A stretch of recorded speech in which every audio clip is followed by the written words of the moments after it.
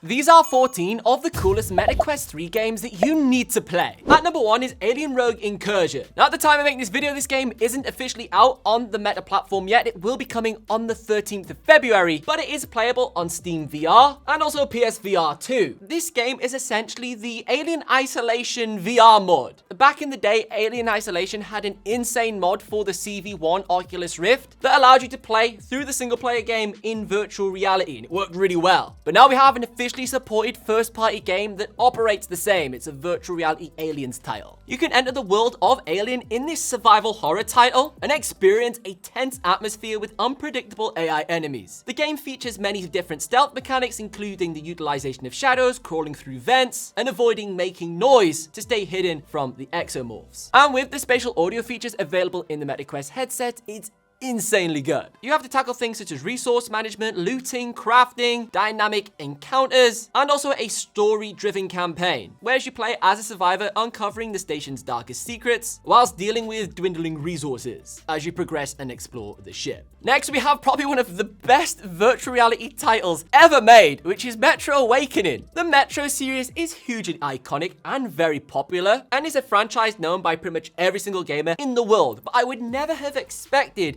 this game to translate so well into the virtual environment. I guess because it is an FPS shooter that is relatively slow paced and story driven, it isn't too overwhelming to play in a VR headset. A lot of the time, some titles that come over from a AAA franchise to VR, just a little bit too fast paced, a little bit of motion sickness in there. It just doesn't really feel as good as it could have. But thankfully, Metro Awakening is not that. It has everything we know and love from the AAA franchise, such as the survival system, where you have to manage limited resources with your oxygen filters and different loot, customizable weapons, a day and night cycle, an interactive narrative with different choices you can make with NPCs to shape and influence the outcomes within the story. The game combines atmospheric storytelling with intense combat against the mutants, hostile factions with stunning graphics, immersive soundscapes, where players will lose themselves in the unforgiving world while scavenging for supplies and crafting weapons to survive.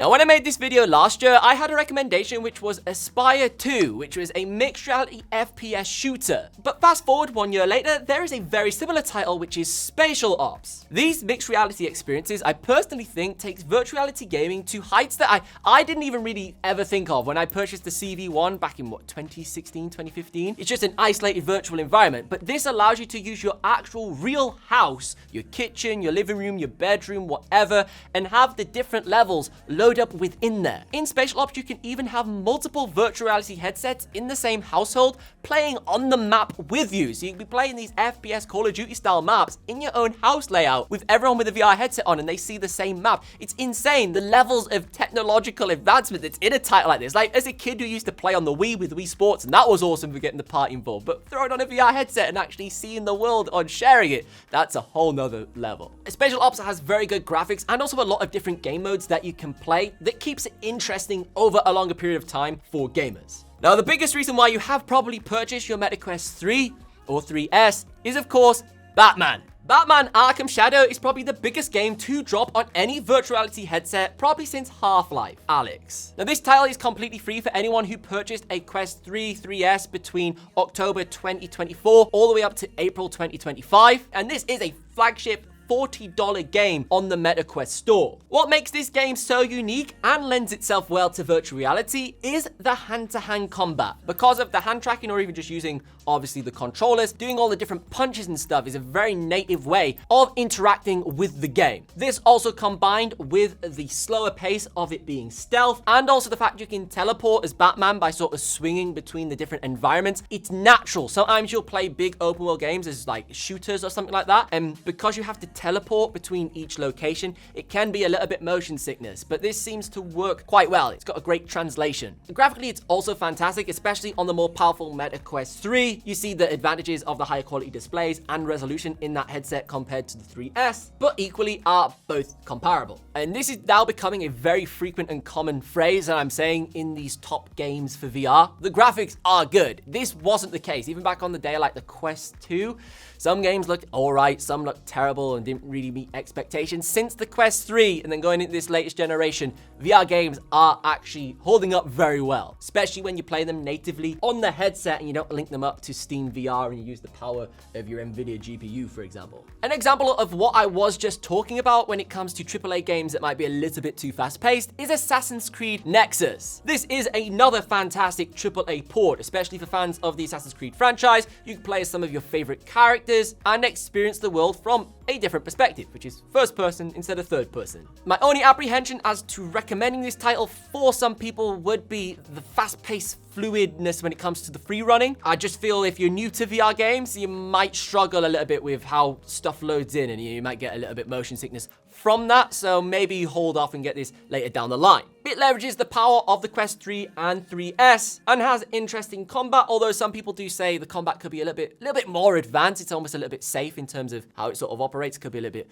more complex, especially for the age group that will probably play a title like this. But in my personal opinion, I would really classify this as probably one of the first flagship games that came to the Meta Quest, especially coming over from a iconic console title. But that's just in my opinion when it comes to some of the games on the store. There's a lot of fantastic virtual reality games on the Meta Quest that are little experiences, you know, even like them old Star Wars games or whatever were pretty good. But for me, this was like a iconic franchise first sort of attempt at coming over to that headset and doing a first party sort of native game. Continuing the trend when it comes to mixed reality, Home Invasion is a nice cheap $10 game that's kind of similar to Spatial Ops and also Aspire 2, but this time with zombies. With this game, it's super simple. You'll just use your living room or whatever and have zombies appearing and teleporting in through different windows that will appear within the mixed reality environment. You've just got to take them out before they obviously deplete your health. It works fairly well. Some players do complain of some bugs with zombies randomly spawning in without any prior warning.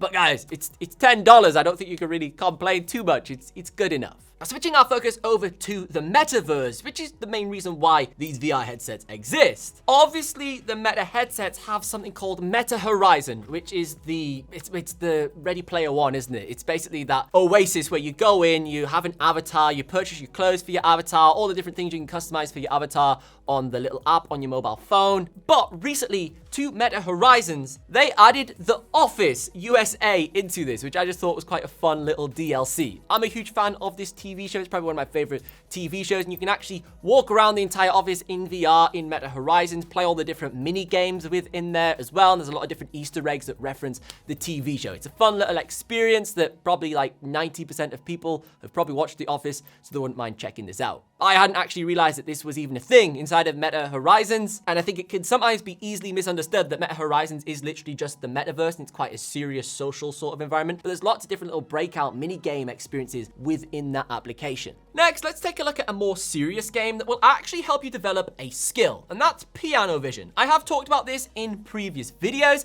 but I love this game. Essentially, it's like Guitar Hero, but for the piano in real life. So you've got two ways you can play it. With mixed reality, you can have a real-life keyboard in front of you, and it will have the notes appear in front and displayed on the keys, so you know which one to press. I personally play guitar, piano, whatever. I've done all these different instruments as a kid. I used to not really enjoy learning the piano as much because it just wasn't too visual. This literally turns it into Guitar Hero, where you'll have the bars appear, and it'll tell you how long to hold each key whilst learning the songs. It's insane how fast it actually helps you learn music more quickly, or just because it's just more interactive versus reading the notations.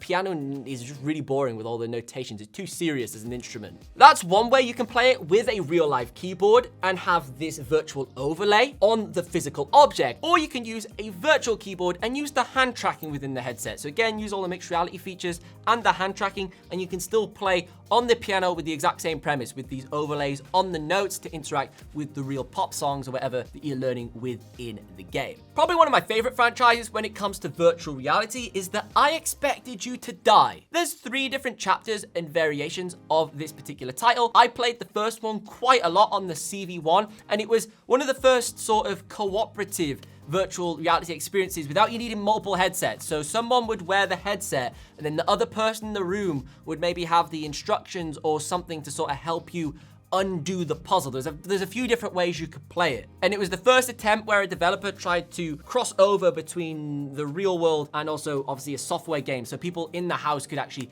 get involved in it. Since then, it's developed further and had different variations of how the gameplay actually operates, and the recent addition was I Expected You to Die 3. Progressively, these games have had different themes, different puzzle solving within them, which is what makes them quite enjoyable. And they are small little experiences that are very interactive because you have to maybe cut a wire or find solutions to a particular problem in order to progress through the level. And I guess this transitions me perfectly onto my next recommendation, which is MetaQuest Plus. These are very similar to Xbox Game Pass, and a lot of the games that I just mentioned in that list there actually are included within MetaQuest Plus. For example, you can access I Expect You to Die 2 and a whole bunch of other games, and I think it's like £7.99 per month. You get a bunch of titles to play on there, which I don't think is too bad, especially if you've just picked up the headset. You could subscribe to that, try out a load of different styles and genres of games to figure out exactly what you want, then maybe even cancel it and just buy the particular games or the latest versions of those games. The premise of this works exactly like Xbox Game Pass or even the PlayStation Plus subscription tiers, where you pay on a monthly basis to access a catalog of games, and each month they also add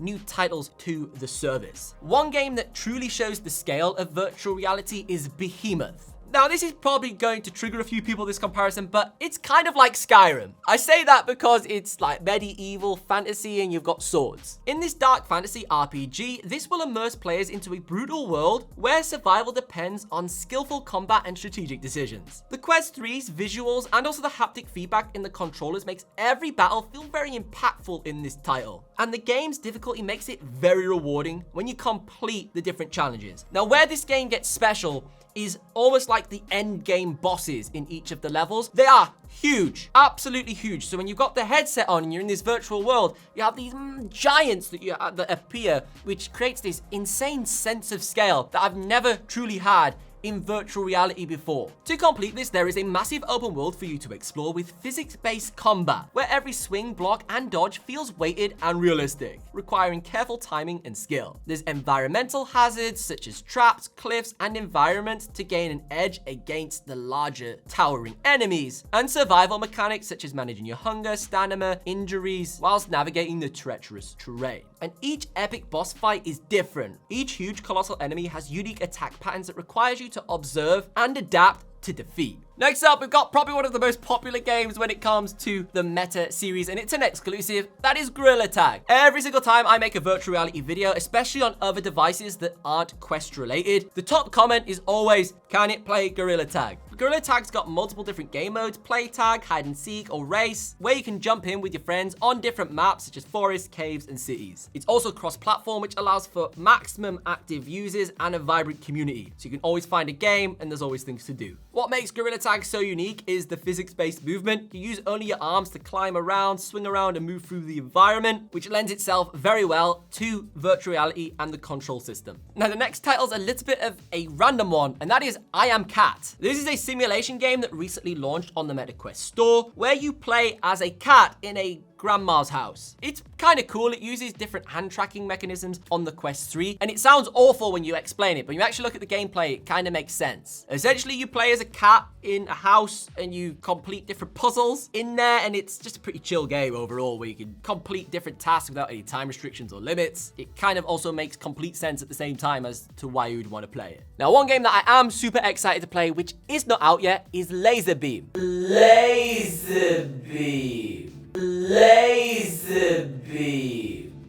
This is from the same developers that made Cubism, which was a very good hand-tracking puzzle-solving game that did also integrate mixed reality experiences later on when that came available on the Quest 3. But Laser Dance essentially is going to be a rhythmic-style music game with puzzle-solving. And a bit like in childhood movies where the spies or someone would have to sort of navigate and not get caught by a laser. Sort of the same premise here. Your VR environment has all these different lasers in the room that you have to dodge and traverse in order to complete the game whilst doing the quest and missions of these little puzzles. This game seriously looks like it could be a lot of fun. Now, if you are brand new to virtual reality gaming and you want to learn more about all of the hidden features on your headset, you should check out this video next, because if you like this, you'll like that.